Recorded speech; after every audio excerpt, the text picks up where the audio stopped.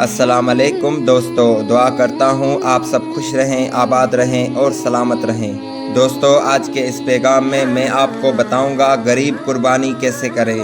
ہمارے پیارے نبی حضرت محمد صلی اللہ علیہ وآلہ وسلم نے فرمایا، مجھے حکم دیا گیا ہے قربانی کے اس دن کو امت کے لیے عید قرار دے دوں۔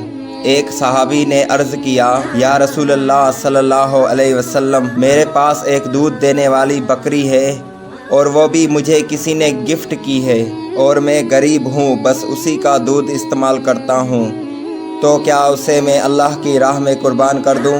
تو آپ صلی اللہ علیہ وآلہ وسلم نے فرمایا کہ تم اسے ذبح مت کرو۔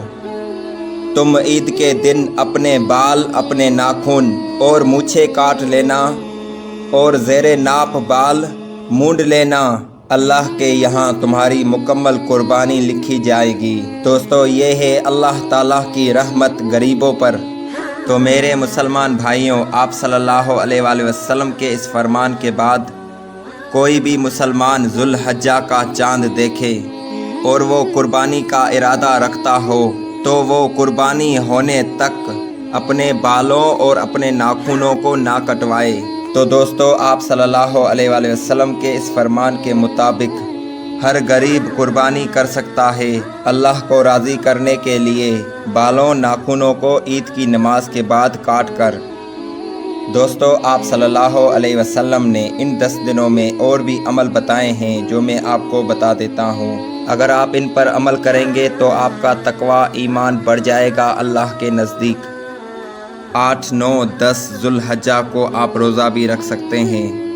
آپ تہجد کی نماز کا اہتمام بھی کر سکتے ہیں، اور جو چھوٹے موٹے گناہ عام دنوں میں مسلمانوں سے ہوتے ہیں تو ان دنوں میں ان گناہوں سے بھی بچنا ہے۔